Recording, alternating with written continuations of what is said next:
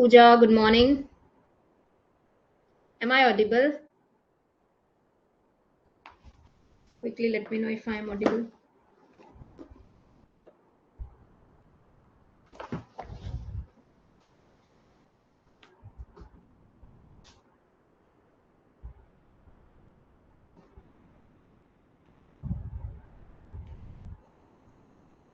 Okay, fine. So let others join quickly and we'll start the session. Okay.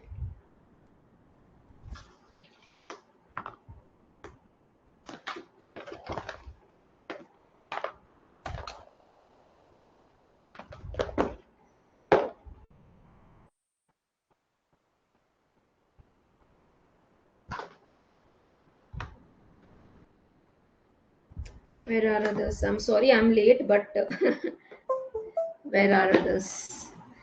Okay, meanwhile others are joining, I will just. Okay.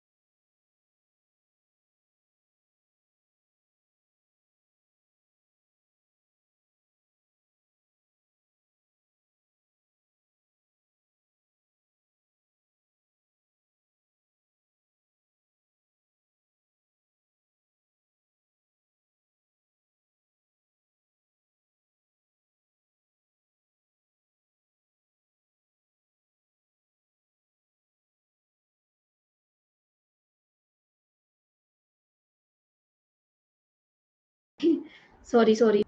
15,000. If wages 21,000 है तो क्या लेंगे? And if wages 6,000 है तो क्या लेंगे? 6,000 है तो 6,000 लेंगे. 15,000 21,000 है तो 15,000 लेंगे.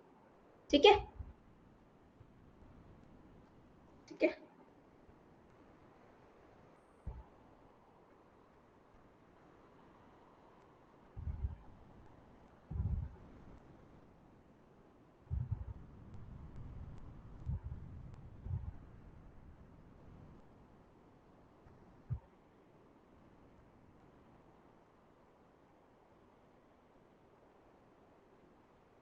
Tell me what we were doing yesterday.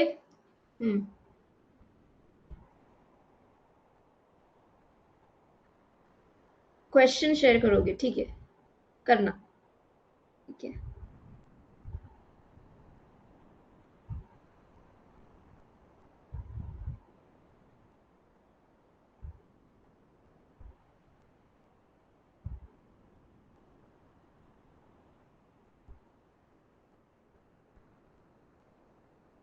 Okay, कल yesterday the files were not clear, so I have edited. I will do the thing. Social Security Code 2020.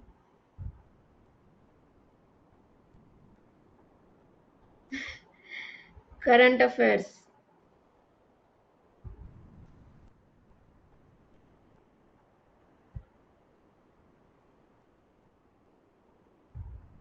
एकदम लेटेस्ट वाले कर लेना. ठीक है पूजा, जो लेटेस्ट होंगे ना. जैसे 20 सबमिट, G20 सबमिट. ठीक है, ये वाले कर लेना. Tell me what we were doing yesterday. क्या कर रहे थे हम कल?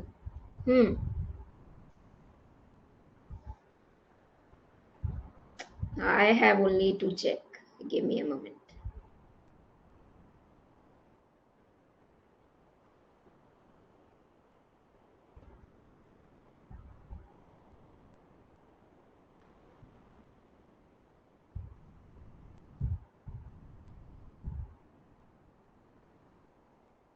Where are others? I don't know why I take live session if seriously if they don't want to attend the class. Chapter 4 तक किया था. ठीक है, ठीक है, ठीक है, ठीक है. Give me a second, let me download the file.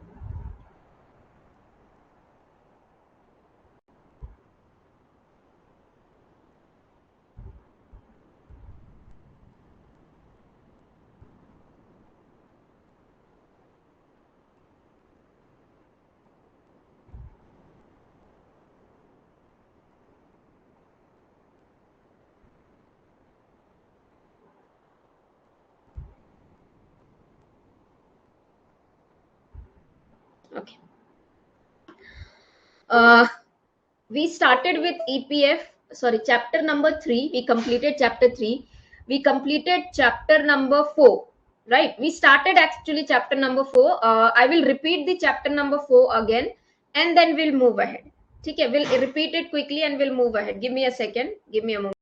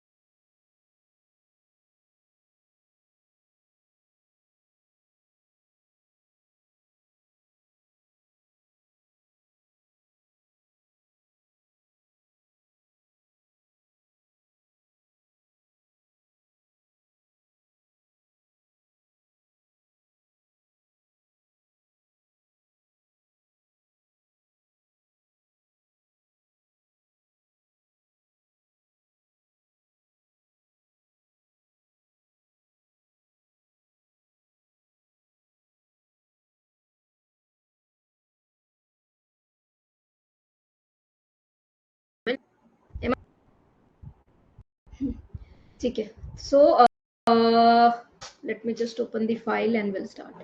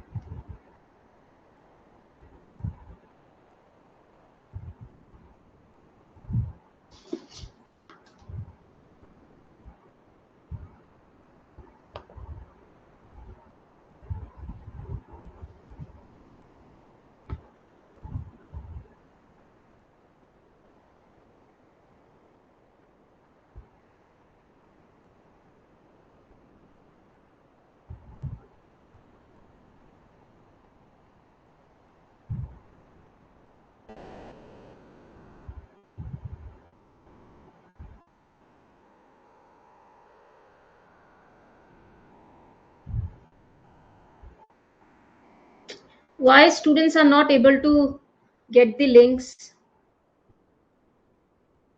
क्या प्रॉब्लम है? Garun, good morning.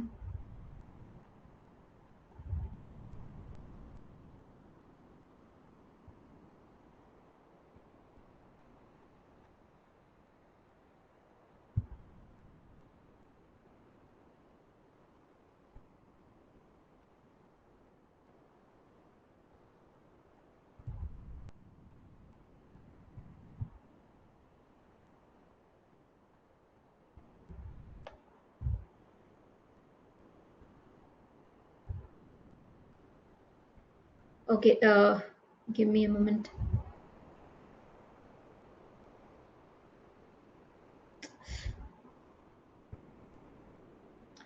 Tell me, is this slide visible?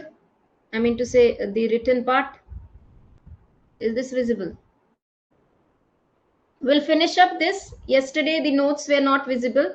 So, we'll do this first and then move ahead. है ना, दिख रहा है ना? 10 मिनट ऐसे ही चलेगा. Oh God, seriously. Okay, ठीक है. Let's start. So we are doing the social security code. So yesterday's session we did the chapter number 3, started with the chapter number 4, but because of some technical issue, you were not able to actually see the things. So you want me to zoom little bit. Now I hope that's clear. Okay. So chapter number 4. So this social security code has got 13 chapters. Chapter number 1 is definition. Chapter number 2 is your social security organization. Chapter number 3 is your EPF. Chapter number 4 is Employee State Insurance Act. Okay. Life Employee State Insurance Cooperation.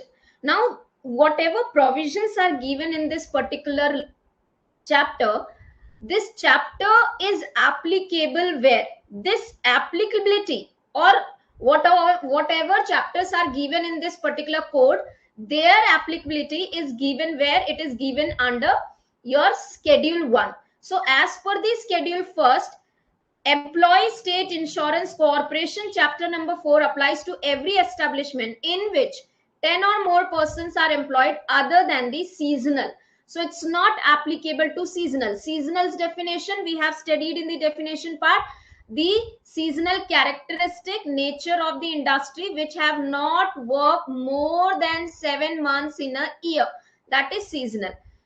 And very important thing that has been added in this code is that also to the establishment which carries on hazardous or life threatening occupation. So if any establishment which is carrying life threatening or hazardous occupation, even if there is single employee working, the central government can notify and make this chapter applicable. Plantation, in case of plantation, if the employer shows the willingness to the corporation, the act would be applicable to plantation. Now, section number 24 talks about principal officers and other staff under this chapter. Central government can appoint, or by the central government's notification, there can be Director General of the corporation, Financial Commissioner. Now these two people or these two places or these offices are for the 5 years duration. It cannot exceed it, but yes, after 5 years they are eligible for reappointment. Their disqualification from the offices would be according to section number 8. Now, removal. How the members of this ESIC can be removed because of any reasons, which is disciplinary misconduct. So when they are being not following the disciplines or misconduct, in that case they are you can say removed. For that, it is if recommended by resolution of ESIC. So corporation passes a resolution through a special meeting which is in which not less than 2/3 of the total strength of ESIC agree. How many? Total 2/3 strength of the ESIC agree that these people have to be removed. Now, any other appointment which is to the post of Group A, Group B has to be done in consultation with UPSC. But this consultation is not required if it is in position of seating or temporary appointment which is not exceeding 1 year. So if it is not exceeding 1 year, no, you can say UPSC consultation is required. Now that was section 27. 28. All employees have to be insured. So wherever this chapter is applicable, in all those establishments, the employees will be insured, whether electronically or otherwise. So now it is digital. So now electronically is given an option. So electronically or otherwise, as may be prescribed by the central government. Now, who is the insured person? Any person who is being already insured or can be insurable. In respect to him, the contribution is to be made by the employer. That person would be called as an insured person. Now, contributions. Section 29 talks about contribution. Employees' contribution is 0.75. Employer's contribution is 3.25.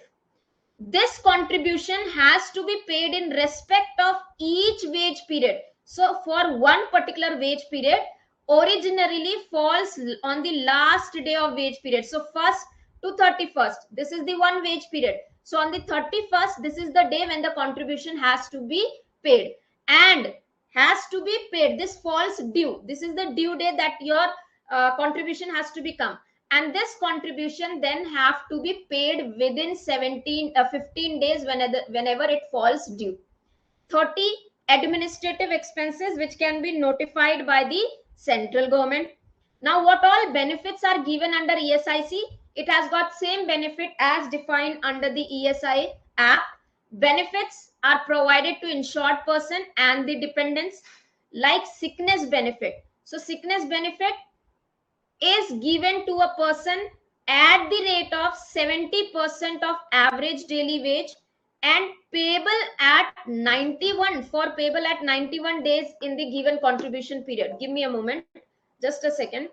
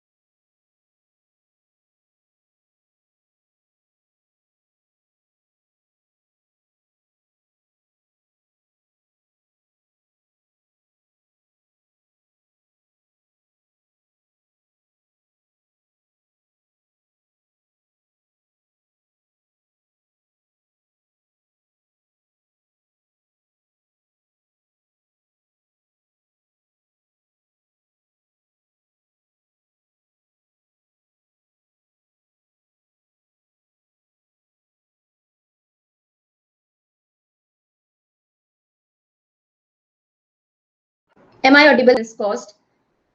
Chalo, let me know if I am audible. We'll start. So section 32 talks about benefits which is to be given to the insured person as well as their dependents. Sickness benefit which is given to the at the rate of 70% of average daily wages, payable for 91 days contribution, in 91 days in the given contribution period. The people, those who are eligible, the eligibility for the sickness benefit is that a insured person should have contributed not less than 78 days during the corresponding contribution period. So 78 days contribution is required. Anyone who have entered into insurable employment for the first time have to wait for the 9 months to get this benefit. Maternity benefit. So maternity benefit, confinement, miscarriage or sickness arising out of pregnancy, premature birth of child or miscarriage, for all the things the maternity benefit would be available. Maximum period of benefit is 26 weeks for up to 2 surviving children. and 8 weeks preceding the date of confinement, means date of delivery, it is 8 weeks before date of delivery, rest after it. In case of miscarriage or medical termination of pregnancy, the maternity benefit is for 6 weeks, that is 42 days.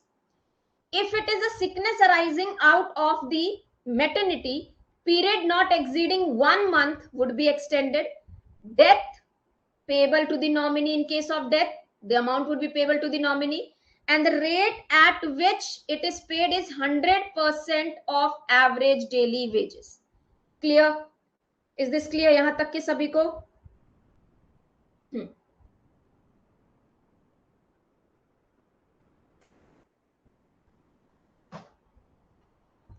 I hope that's clear.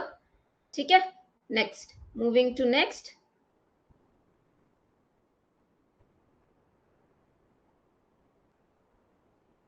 That was your maternity benefit. Next, periodical payments. Disablement benefits are given on periodical payments. Dependent benefits given to the dependent after the death of the person. Medical treatment for the attendants, that is called as medical benefit. Funeral expenses, which is paid to the eldest surviving person or the person, if there is no eldest surviving person, to a person who is actually incurring the expenditure. Section number 33. There is a special provision being added that ESIC power to promote measure of health. So if the ESIC wants, it can promote the measures for improvement of the health of and welfare of insured person, rehabilitations and re-employment of insured person. 36 talks about occupational disease. It is similar as that of the given in the act. 37 references to medical board. So medical board constituted under the ESIC deals with the different matters, questions. What are the question it deals with? Whether the accident have resulted into permanent disablement or not. What is the extent of loss of earning capacity? Assessment of portion of loss of earning capacity is either provisional or final, means it is temporary or the final, right? Then dependent benefits are given under 38. 39 talks about medical benefits. Section 45, again important. So there can be the schemes for unorganized workers, gig workers and platform workers under this ESIC. And for this, central government can frame such schemes to benefit this unorganized worker, gig worker, platform worker. Section 46 says that their appropriate government, with consultation with ESIC corporation, can exempt the factories or any other class of establishment which is belonging to government and local authority from the provision of this chapter if they are getting better provisions. That is section number 46 talks about exemption. 48, Constitution of Employee Insurance Court. Employee Insurance Court. The court is constituted by the state government. It consists of the judges, whatever number state government thinks fit. The qualification of this judge is that the person has to be judicial officer or a legal practitioner, at least with the 5 years of experience. Now there can be a ESI or ESI court for 2 or more local areas, same court. Okay. Finally, section 52.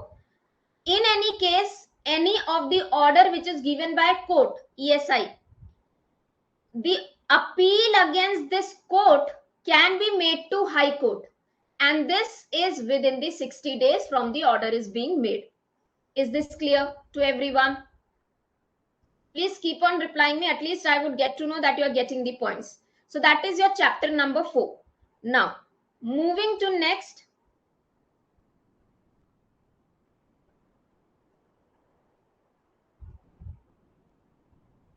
Give me a moment.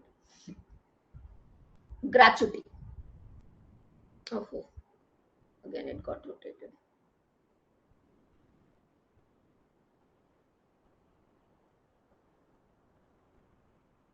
Okay. So now we have chapter number 5. So this is chapter. Somehow it has not come. 5. Okay, gratuity. So now you all have studied the Gratuity Act, right? The provisions whichever are given into the Gratuity Act, almost all the provisions here are same. Okay, sare provisions, but only the sections are differing. So now where this chapter is applicable, as per the Schedule 1, it applies to factories, mines, oil fields, plantation, port, railway company, shop and establishment in which 10 or more people has been employed. Now, important sections under this. Section number 53. It talks about payment of gratuity. Same provisions have been mentioned into the Gratuity Act. So when is the payment of gratuity takes place? Any employee or a worker who has been into the continuous service of 5 years is eligible for the gratuity. And he would be paid this gratuity on superannuation, retirement, resignation, death or disablement, termination of his contract period under the fixed term employment. So this is something which is added, that even at the end of the fixed term employment, contract period of ending of the contract period of this fixed term employment, the gratuity would be paid, and any of the event which is being notified by the central government. Another thing is the working generalist. For the working generalist under the given Generalist Act, the minimum term for being eligible for gratuity is 3 years.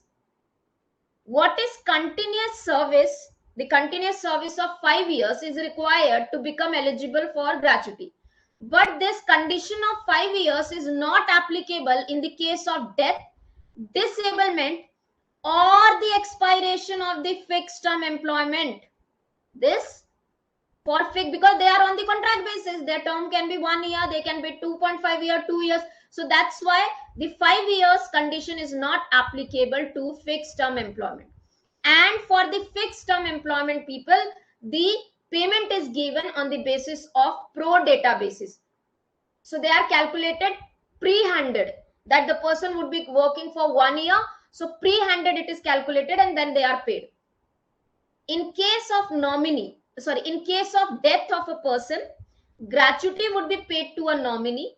If a nominee is a minor, means not completed 18 years of age, it would be deposited with competent authority.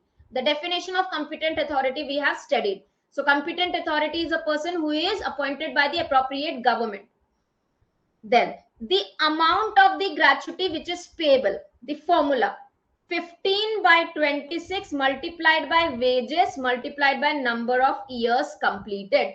This is for monthly rated employees. Who? Monthly rated employees. What does this wages consist of? Basic plus DA plus retaining allowance. We studied in the definition of the wages. If a person is working in the piece rate system, so instead of this wage, there would be average of the 3 months, 15 by 26 number, not number of the season, number of the year completed, if the piece rate. In case of seasonal, this 15 is replaced by 7 days divided by 26, wages divided by number of seasons. So this is the formula. We would be doing the calculations also. We would do the sums related to it. And in the case of the disablement, what happens in the case of disablement? So let's say there is a condition, an employee met with an accident. So before disablement, he was working at the rupees of 8,000 rupees per month. So here gratuity would be calculated as per this 8,000. After the disablement, when he came back to the work, his salary was reduced. Because of the disablement, his earning capacity was reduced. So he was allotted a different work since he was not able to do the same kind of work. So he was allotted some other work where his salary was 6,000 rupees. So if before the disablement for 4 years he have been working, so for 4 years the calculation would be according 8,000. And after that, after disablement, whatever number of years he would be working, like 6 years, 7 years, 8 years, 10 years, the calculation would be on the basis of this reduced wages, that is 6,000 rupees. Is this clear? Now moving to section number 54, that talks about continuous service. You all know this very well. Above the ground, 240 days have to be completed. Below the ground, how many? 190 days have to be completed. 240 days is for 1 year. In case of the 6 months, it is 120 days. This is 95 days in the case of 6 months, right? So continuous service, the same definition. A person has to work into the organization for the time period of 240 days in the given year, right? Now, the continuous service will include maternity, break due to maternity, layoff, disablement, and so on. Section number 55, nomination. A person who has completed 1 year into the establishment will be eligible or is required to make a nomination after completing 1 year of service. Nominees have to be in the name of the family. Nominees can be more than one. Anything being nominated or any person being nominated other than the family member, that nomination is null or void. If he don't have family, then he can nominate anyone. However, as soon as he acquires the family, he has to nominate the family member. In case a nominee dies, he nominated someone and he is predeceased, he dies, the nomination can be changed by doing a modification. So modification can be made by applying to the employer, and it can be done at any point of the time. That is section 55. Section 56, determination of the gratuity, means when the gratuity becomes payable. Whenever the gratuity becomes payable, a person who is eligible for gratuity in a written notice will make an application or give a notice to the employer that now my gratuity is payable or it is supposed to get paid to me. This is the first thing.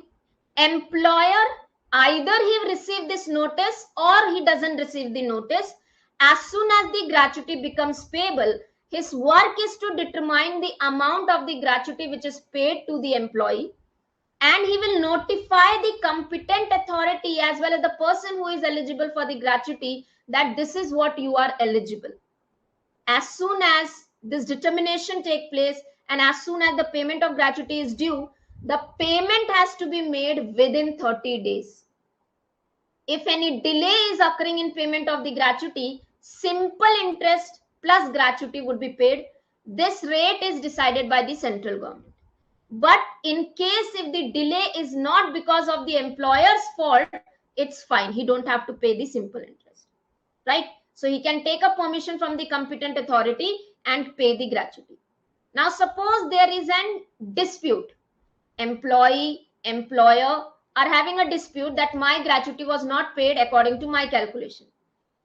Or in any case, if the competent person has ordered him that this is your fault, pay the gratuity.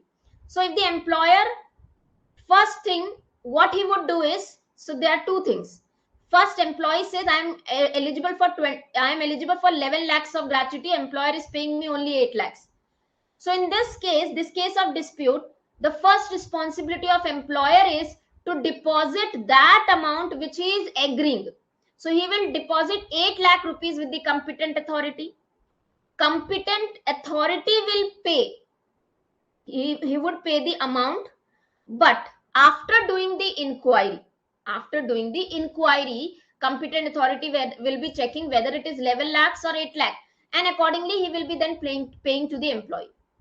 In any case, either employee or employer is aggrieved by the competent authority order, the person within 60 days can appeal to appellant authority within 60 days. Clear? How many? Within 60 days. This appellant authority is appointed by appropriate government. Is this clear? Moving to next section. 57.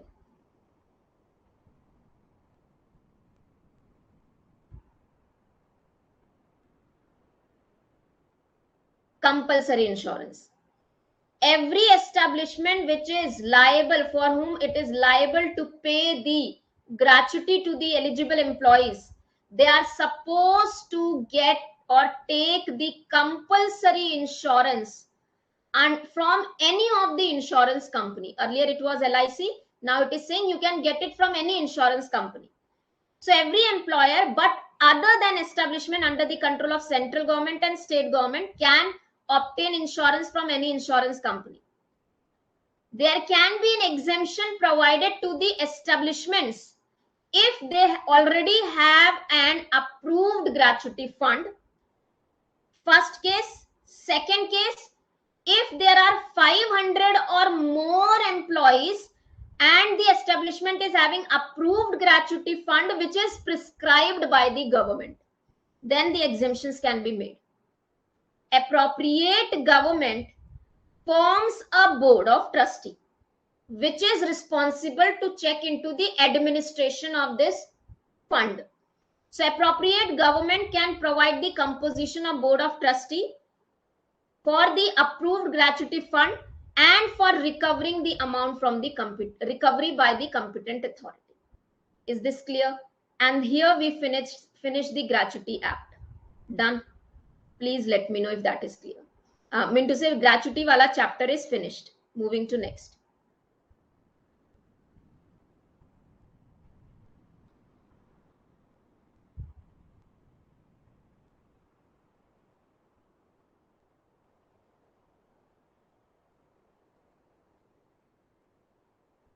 Now we will be doing chapter number 13th, Employment Information and Monitoring. This is related to Employment Exchange Act. Please reply. Understood? हाँ, पूरा ही change, कुछ भी change नहीं हुआ, इसलिए तो मैं कह रही हूँ अगर आपने if you have studied the laws, it's very easy. Only thing you need to know is what is being newly added, right? What is being newly added. Chalo, let's do this also. Chapter number 13, which talks about employment information and monitoring. Now, what is this? This chapter is applicable. This chapter is applicable as per the first schedule to all the career centers, to all those employment exchange offices wherever the work of employment exchange take place. Okay. So now, give me a moment.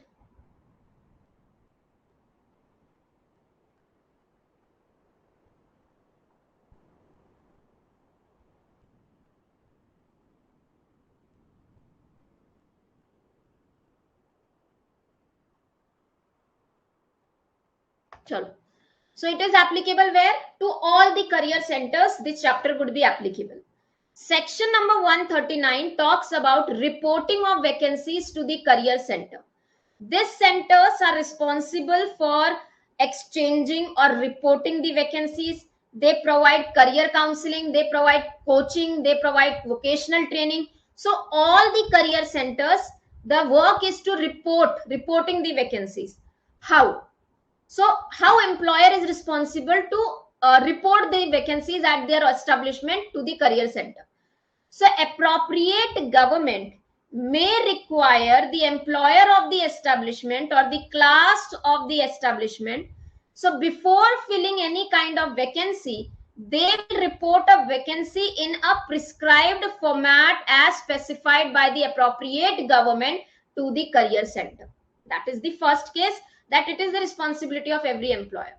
Now, appropriate government may prescribe that while you are reporting the vacancies, what is the manner in which the vacancies to be reported to the career center, electronically or otherwise? Will you give the hard copy? Will you send the mail? Will you give it a soft copy?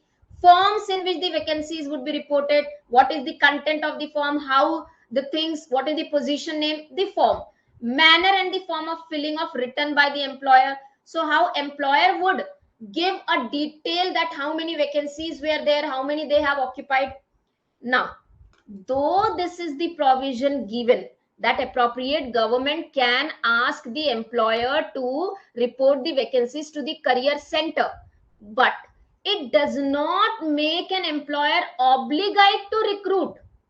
It does not make him compulsion for him कि आपको recruit ही करना है. Not at all. It is an kind of an compulsion that you have to share the information. Recruitment is not the obligation. Now for this, executive officer is there. The responsibility of executive officer is to check into the matters related to this particular vacancy. So he shall have the access of any record or document in the possession of the employer, whether he have reported the vacancies on time or not. Okay. Next, exclusion. This is important. Section 140 talks about exclusion from this chapter. Which establishment? So section 139 shall not apply to agriculture, including horticulture, in any private sector or other than plantation. So plantation mein, private sector dealing with plantation, the law would be applicable, but in private sector, this is not applicable. In domestic services, employment related to domestic services, not applicable. Employment establishment where the duration of those employment is less than 90 days. If the duration is less than 90 days, then also this reporting of vacancy is not required. Employment connected with the staff or parliament or state legislature, no notice required. Establishment which may be notified by the central government, that here no notification is required. Establishment other than government, less than 20 or more or such number notified by the central government. So establishment which is holding other than government service having less than 20 employees, there also no notification is required. They can be exempted. Rather, they can be given an exemption unless central government notifies provision does not apply to. What does this mean? For this all, until and unless central government says that now this chapter is applicable or now the provision of this chapter is applicable, until the central government notify, till the point of the time, the provision won't be applicable. Where vacancies filled through the promotion or by absorption of surplus staff or any branch or department of the same establishment, or through independent recruitment agencies, UPSC, Staff Selection Commission or state PSUs. So this, no notification until unless government is making it necessary. And second, in employment which carries the monthly remuneration less than has been notified by the appropriate government. If the appropriate government notified that the establishment which is offering 10,000 rupees as a monthly salary, below this, the employee is receiving or establishment offering the salary below this, the chapter won't be applicable, then it won't be applicable. So it depends upon the appropriate government, what does it notifies. So that is your chapter number 13. Is this clear? Everyone understood? Then we would be moving. I have now, I have shuffled the chapters. Okay? Sure. Moving to next. Chapter number 11th. Important. Till now, in all the legislations, we have studied the inspector, appointment of the inspector either done by the appropriate government, central government or the state government, right? So now what happens? Appointment of inspector come facilitators. They are now facilitators. Now why inspectors are called facilitator? Because now onward the inspector is not only to inspect the matters, but also he would make sure that he facilitates all the information, all the information, all the help required for carrying out the provisions in a smooth way. So he is now considered to be facilitator. So appointment of inspector and their powers. So now central government would be appointing inspector cum facilitator for chapter 3 and 4, that is EPF and ESIC. Appropriate government would be appointing the inspector for any other provisions under the code. So especially for EPF and ESIC, central government would be doing. The central government can lay down inspection scheme. It can lay down the scheme, how inspection has to be carried on, containing providing for the generation of web-based inspection, calling for the information electronically.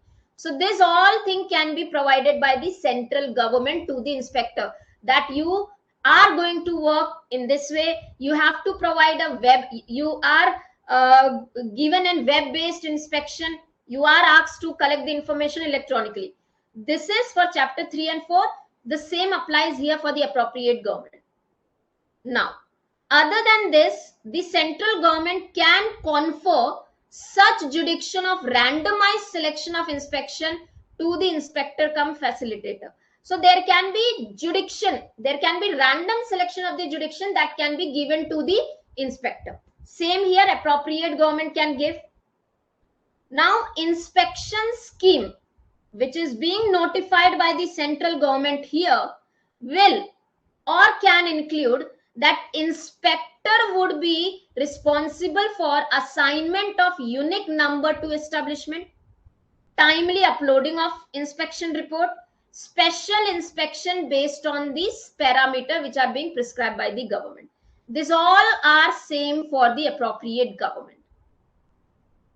Another, the characteristics of employment relationship, nature of work, characteristics of workplaces. So all this is something which inspector will take care of. These all are the part of inspection schemes which can be notified by the central government. That inspector cum facilitator, you have to do all these things, right? Is this clear to everyone? What is the section number 122?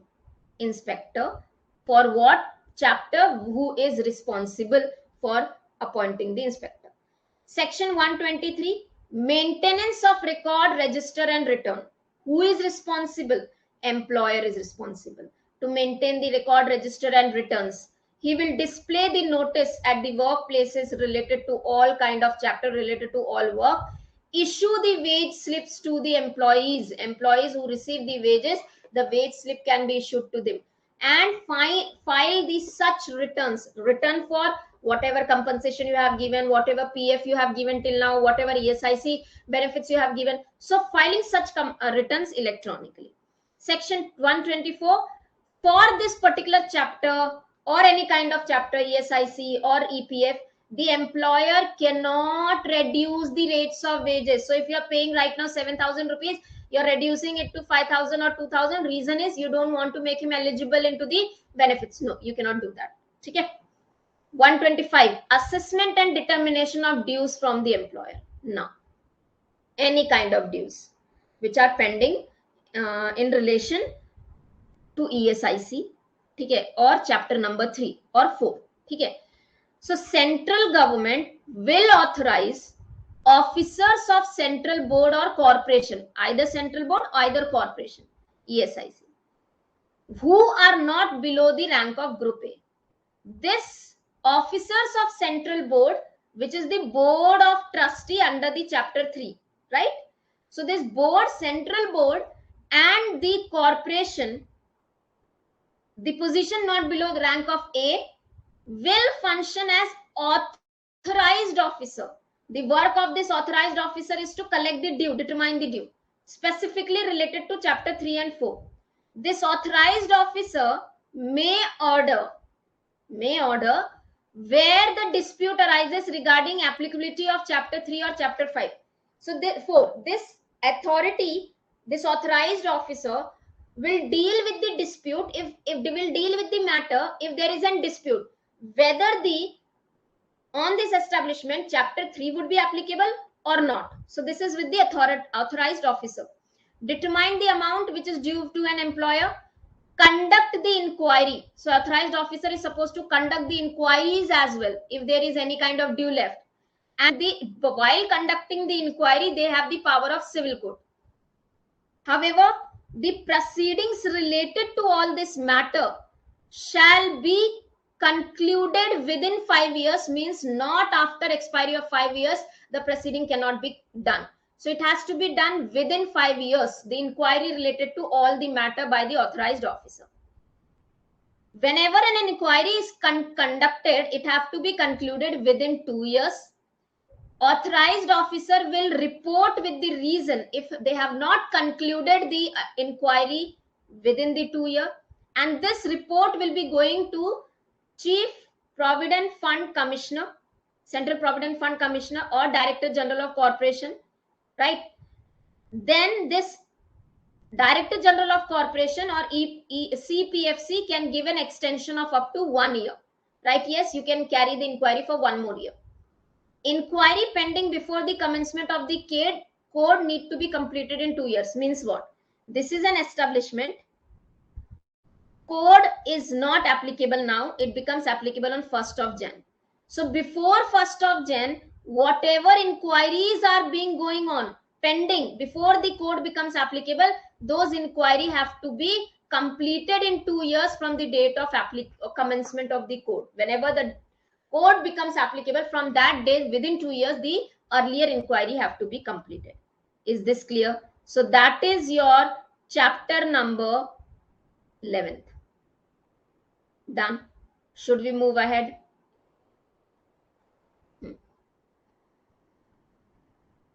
Should we move ahead?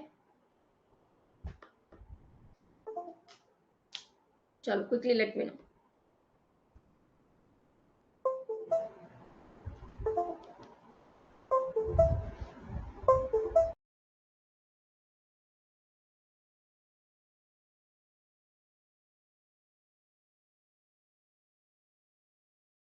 Are you bored hai kya? Please reply.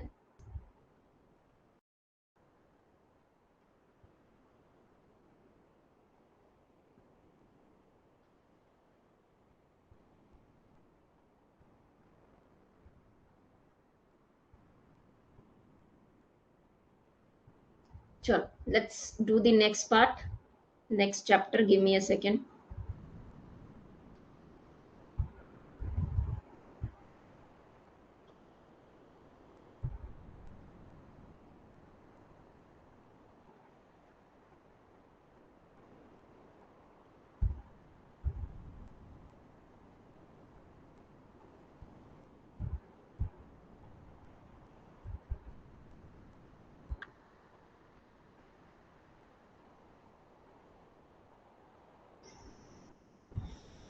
Okay.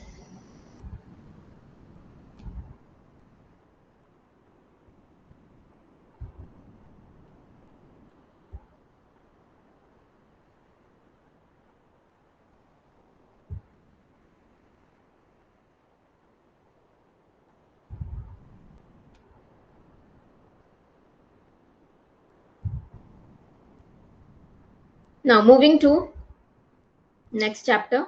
I hope that is clear.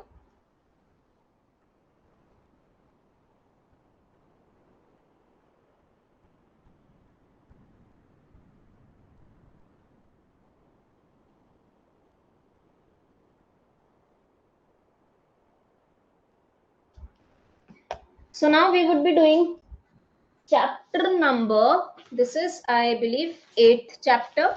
Again the chapter is no 9th chapter. 9th. ठीक है. Chapter number 9. It's written here. Sorry, pen is not working. Give me a second. It's not responding.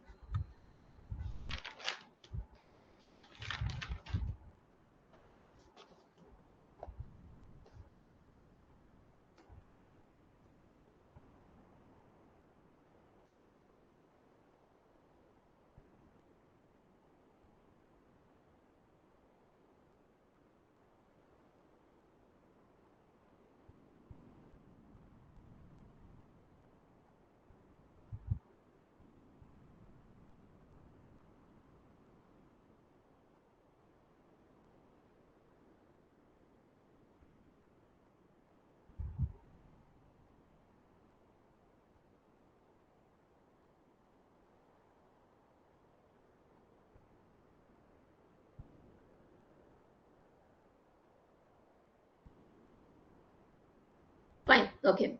So now this is chapter number 9th, which talks about, this chapter is really very important from the exam point of view, because it is the chapter which talks about providing social security for unorganized worker, gig workers and platform workers. So specifically for gig workers and the platform workers. Okay. Platform workers, it is specifically providing the social security. Now, applies as per the schedule 1 to unorganized sector, unorganized worker, gig worker and platform workers. Section number 109, framing of schemes for unorganized worker. So now, who can frame these schemes related to unorganized worker? You all must have studied the Unorganized Worker Social Security Unorganized Worker Act, Social Security Act 2008. The same, everything is same.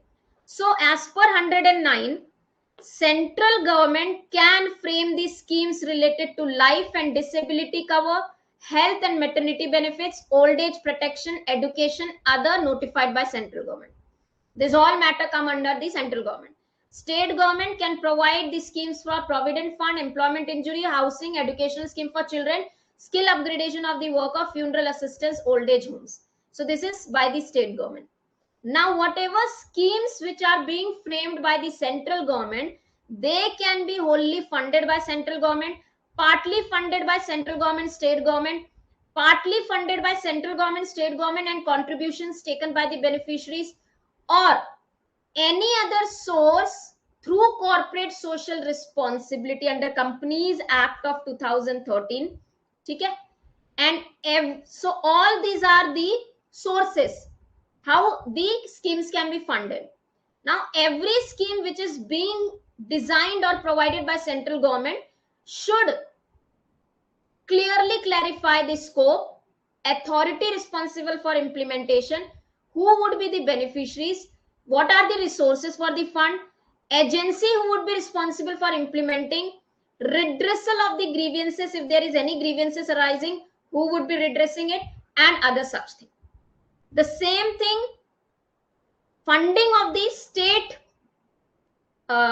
governments matter given under section 110, wholly funded by central government, state government, partly by the state government and contributions of beneficiaries through the corporate social responsibility. Here the schemes, the state government can seek a financial assistance from the central government. So this financial assistance is after the approval from the parliament. That are the schemes for unorganized. Section number 111, record keeping. So the government, either the central government or the state government, as per this, so as per these schemes, so either the central government or the state government may provide a manner and a form of record keeping electronically or otherwise. That's it. So the government has the right to provide how it has to be kept. Section 112, helpline facilitation center for unorganized worker. Who would be responsible? Appropriate government can set up the free call center or helpline or any such number of the facilitation center for making sure that the schemes are information is properly disseminated. So for disseminating the information about social security scheme, helping the people to file, process, forward the application, assist the workers to assist to obtain the registration, to facilitate the enrollment of registration of the workers in the social security schemes. 112. Another important, now registration, this is what can be asked in exam. Registration of unorganized worker, gig worker or platform worker. The workers, either unorganized worker, gig worker or a platform worker, would have to do a registration under this chapter to become eligible for the benefits. Who is eligible? A person who has completed 16 years of age or any of the age which is being notified by the central government would be eligible. He has to submit a self-declaration form that is associated with he is an unorganized worker, gig worker or a platform worker. He can do this self-declaration submission electronically or otherwise. The eligible workers will make an application for the registration with all the documents including the Aadhaar number. Now, this is an application for registration. However, appropriate government can provide for electronic registration, online registration, where the eligible workers can do a self-registration and the process may be prescribed by the central government. The people or the employees who are registered under this chapter are eligible for all the benefits. Central government, state government can make a contribution to these schemes. So whatever schemes, if it require a fund by the central government, they will make a contribution. If it required a funding from state government, they will make a contribution, so on. Moving to next, important again, schemes. This was for unorganized worker. Now we have schemes for gig worker and platform worker. Here the whole and sole responsibility is given to the central government. So central government will frame or notify the schemes related to life and disability, accident insurance, health and maternity benefit, old age protection, crèche, or any other such. These schemes will be or can be funded wholly by central government, partly by central government, state government, wholly by the contribution of aggregators. This is given under the Schedule 7. So Schedule 7 of this particular code talks about having the list of aggregator. Who are the aggregator? They are digital intermediary. Like Amazon is a digital intermediary between the buyer and seller. So who would be called as an aggregator? That is given into the Schedule 7. So the contribution can be wholly contribution. So these schemes can be completely contributed by aggregator, but these aggregators who are making a contribution should not exceed 2%, but should not be less than 1%. Whatever earning they are doing, the aggregators, whatever earning they are doing in a given period of time in a year, of that earning, 1% to 2% can be a contribution which can be made to the schemes. However, this contribution should not exceed 5% of amount paid or payable by an aggregator to gig worker, platform worker. So any of the gig worker or platform worker is working with the aggregator and he is giving certain amount of the salary to that person. The contribution that he is making in the scheme should not be more than 5% of his payment. Partly funded by central government, state government, contribution from beneficiaries, and corporate social responsibility. Now, for this particular section or this particular gig workers and the your platform worker, National Social Security Board, which is formed under chapter number 2 under Social Security Organization, Central Social Security Board, section number 6, will be a board for the purpose of gig workers and platform workers who are responsible for providing the welfare. This National Social Security Board will consist of 5 representatives of aggregator as appointed by or nominated by central government, 5 gig worker, platform worker nominated by central government, Director General of ESI, Chief Provident Fund Commissioner, expert members, 5 presenting state government, and Joint Secretary of Government of India as in secretary of this particular board. Labor Ministry, from the Labor Ministry, Joint Secretary of Government of India from the Labor Ministry as in secretary of this board. So this is the complete chapter, right? Chapter number 9. Moving to next and the final thing for the day. Chapter number 8.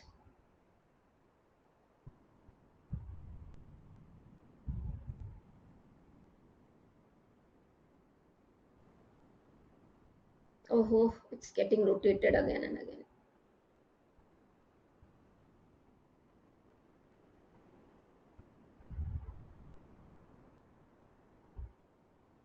Okay. Says, this is related to Building and Other Construction Workers, Says Act. Chapter 8. Social Security and Says in respect to building and other construction worker, where it would be applicable as per the Schedule 1, every establishment which falls under the building and other construction workers. Section 100 talks about levy and collection of cess. So, central government can notify that the employer of the building and other construction work, they need to be levied and the cess has to be collected. The purpose of collection is for providing social security and welfare to building and other construction workers. This cess can be minimum 1% to the maximum 2% of the cost of construction incurred by those building and other construction workers employer. Now this cost of construction will include what all things would be calculated: cost of land and any compensation paid by employee to an payable to an employee by the employer under chapter 7. So this is Employees Compensation Act. So whatever compensation is being paid, that is a cost. So that cost plus cost of land would be considered while calculating the cess. This cess which is being collected will include a deduction at the source in building and other construction work of government or public sector. So deductions would be there, that if you are into the government or public sector undertaking construction work, or if you have advanced, if you have given an advance of done an advance collection through a local authority or any of the authority which is being specified by the state government. So once they collect this cess, this has to be deposited with the authority or any authority which may be notified by the government.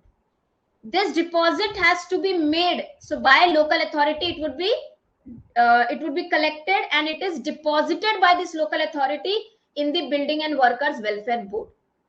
Section 101, delay. If interest payable, if any of the employer fails to pay the cess, he would be liable to pay the interest at the rate which is being prescribed by the central government.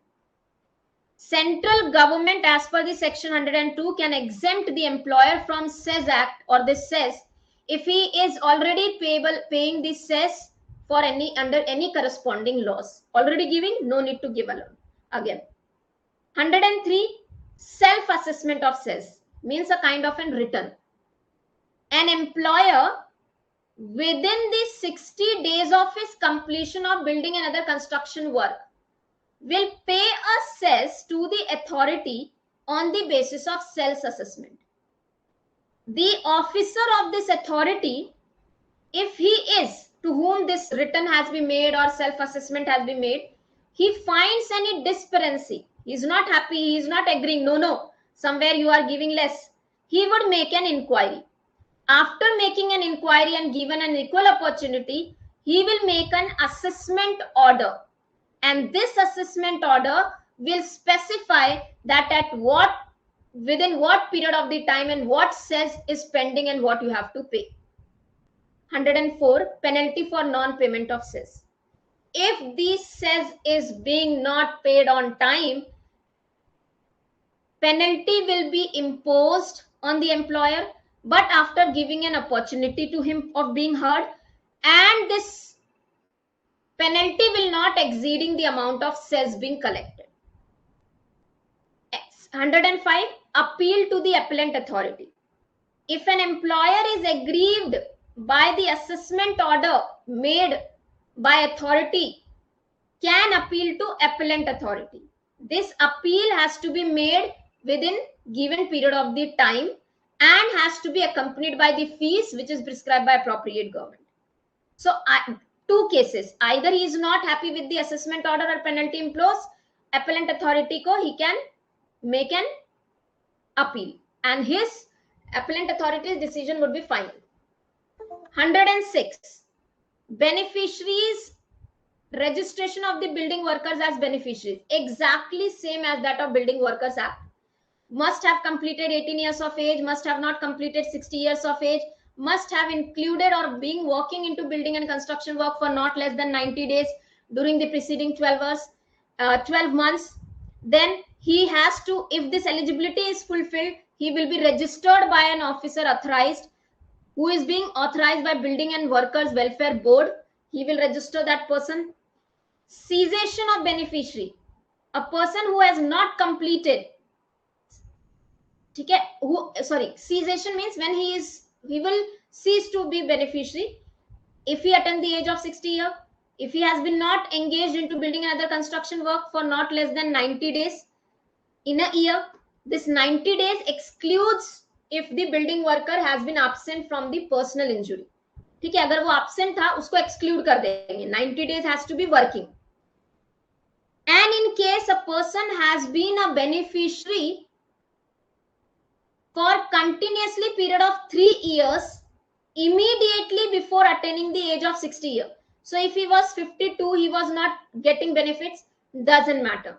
If just before the 60 years, he attained the 60 years, he was eligible for getting the benefits, okay, then he will be getting a benefits under this particular law. 108, Building and Other Construction Welfare Fund. So this is state, whatever state it would be located, it would be known by that's name. The provisions are same as that of Building and Other Construction Worker Act 1996. That's why I have not included here. So here we complete the Social Security Code. There is a penalty and the offenses chapter. Hardly the questions would be asked. Just remember the chapter name. Then we have miscellaneous. You can just go through those miscellaneous, not that important. Chapter for Maternity Benefit and Employee Compensation Act. Exact same provisions as per their laws. Our law, same to same provision, nothing have changed. Only under Employees Compensation chapter, there is a section called 75. This section deals with the compensation to be provided to the plantation worker. You just go through this once by yourself and your Social Security Code is completed. Done. Is this clear to everyone?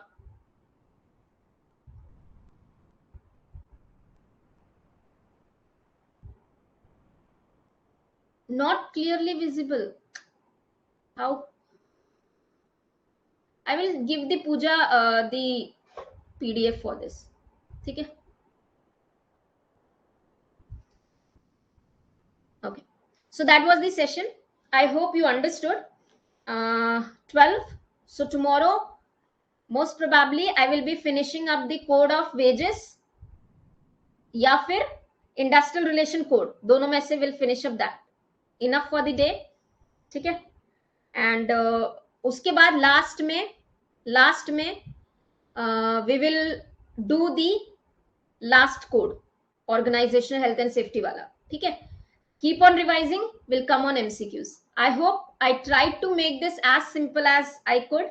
You understood it, and it's very, very demotivating for me that students are not attending the classes. I don't know why live class are not being attended. If it is so, I will record the sessions and upload it. The reason is because when we are conducting the live, it takes time. Okay, so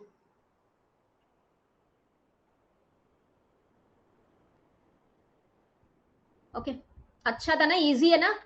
डर लगता है जब तक पढ़ोगे नहीं तब तक डर लगेगा, राइट? क्या है कोड के अंदर, क्या ही भयानक चीज लिखी होगी, है ना? क्या निकला? कुछ भी नहीं है, कितना इजी है. The reason is yes I made the notes, I am simplified it, वो भी एक रीजन है, but until unless you go through it वो हार्ड ही लगेगा, टफ ही लगेगा. ठीक है. I tried to make it easy. I tried to cover all those which are very important from the exam point of view. Other than this, when you would be doing the MCQs, समझ में आएगा. ठीक है. So thank you so much, and rest we would be doing in the next class tomorrow. Codes of wages last में करते हैं. Occupational health and services करते हैं. 27 is today, 28, 29, 30. Only these 3 days I will be taking the classes. उसके बाद ALC की कोई class नहीं होगी, और अगर क्लास होगी तो टेस्ट होंगे. ठीक है. These are the last 3 classes for the codes. उसके बाद do the self study. Codes of wages is very simple. Industrial relation code is very simple.